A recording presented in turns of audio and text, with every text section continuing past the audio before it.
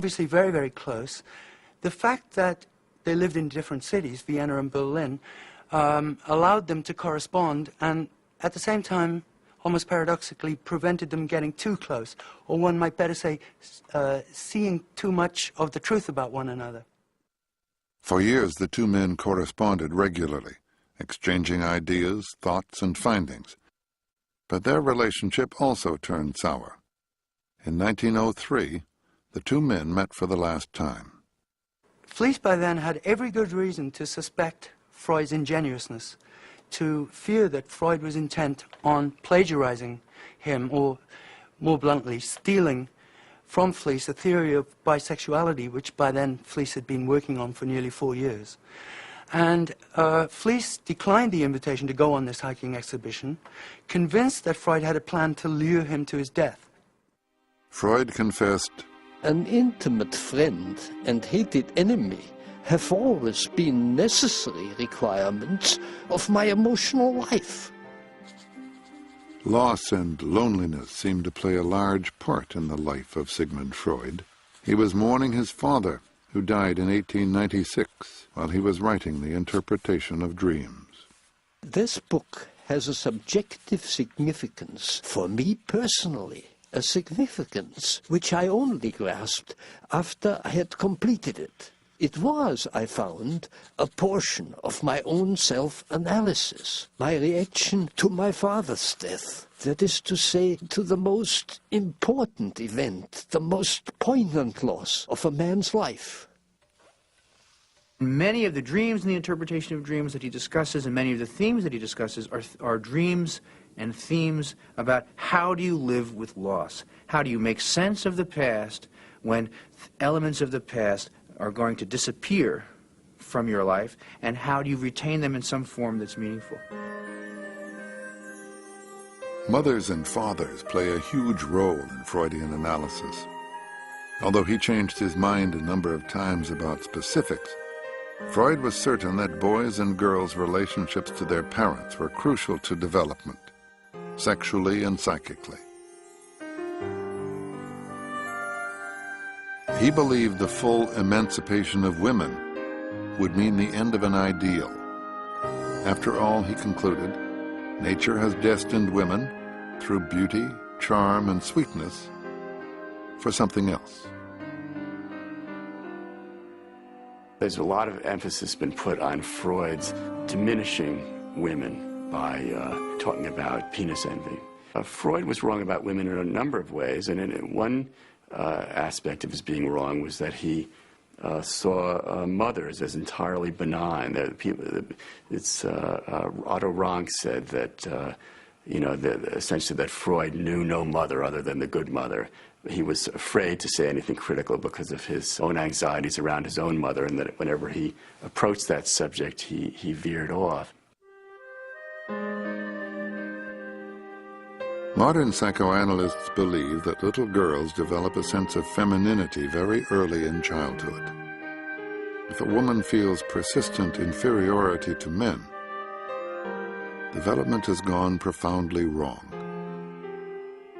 Freud himself was dissatisfied with his theory of female sexuality, and analysts ever since his time have critiqued it and revised it. In part, Freud has been misinterpreted. For example, when he talked about penis envy and feelings of inferiority in women, he wasn't saying that women should feel that way. He was saying that they often did. Before Freud, most people believed in conscious will alone. Freud forced us to recognize the unknown power of our unconscious. Like most revolutionaries, he has been both damned and praised. Freud's self-image was one of the conquistador, that here is this warrior against repressive forces who would set us all free and would allow us to fulfill the human potential, even though he had some doubts whether we could really do that.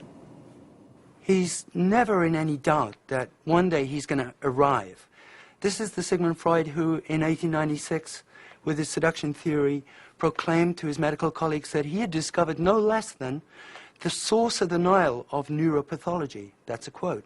This is the same Sigmund Freud who, a decade later, or thereabouts, would claim to have deciphered the, quote, riddle of the Sphinx in terms of his theory of infantile sexuality. This is quite a conceit. By 1897, Freud considered his seduction theory, the assumption that all neuroses are caused by childhood sexual abuse, invalid. He concluded that many patients who cited abuse had no more than active imaginations, or that Freud himself had encouraged false confessions. Recently, there have been a wave of accusations of sexual abuse from people who suddenly remember what they allegedly repressed years ago. Although Freud withdrew his seduction theory and would have regarded most of these charges with skepticism, his theory of repression and the unconscious is being used, most Freudians would say misused, to assert their authenticity. Among certain feminist circles, it's held that he changed his mind about what was called the seduction theory, i.e. that many of his patients actually had been sexually abused, because of concerns about his career and his reputation, that it was a piece of intellectual dishonesty on his part. This reading simply isn't true. Freud's discovery of infantile sexual fantasies was one of his most important discoveries, and he was very clear about this. And at the same time, he was convinced that a certain small number of children had been sexually abused, and he never gave up the idea that certain neuroses were caused by that.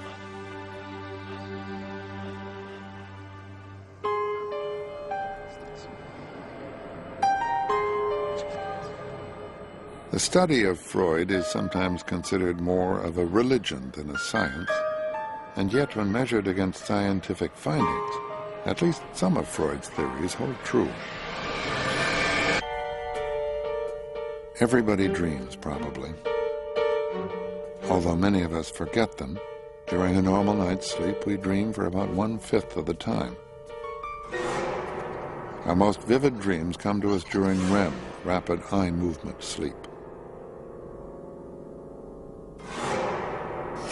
They can be as intense and emotional as real-life experiences.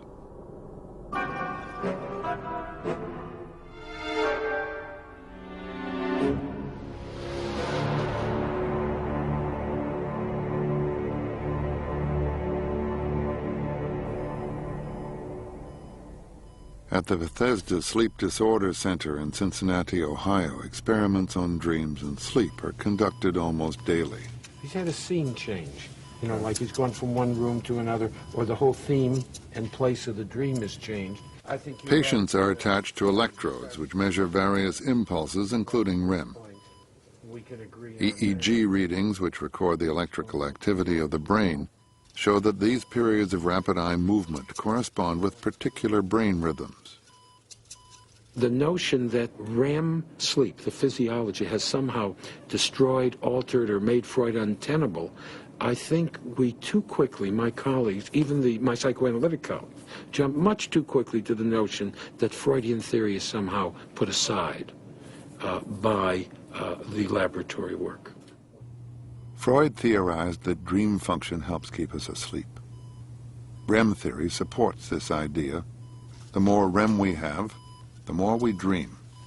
Since the most REM happens in the second half of the night when we're more likely to wake up, that is also when most dreams occur, which with their censoring, keep us asleep. I dreamt I was high up in an apartment building watching a volcano erupt when suddenly I heard a terrible noise, and I looked out and saw a huge tidal wave coming.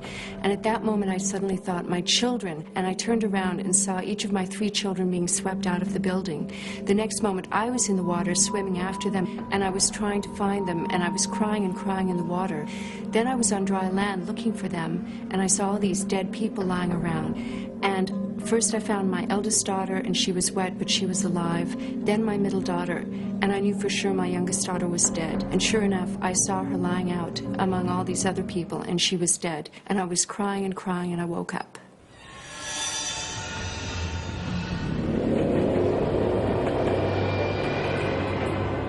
The next giant of dream interpretation was Carl Jung. At first an ardent disciple of Freud, although Jung and Freud did not formally part ways until 1913, they had conflicting opinions from the start. Jung agreed with Freud that the unconscious plays an important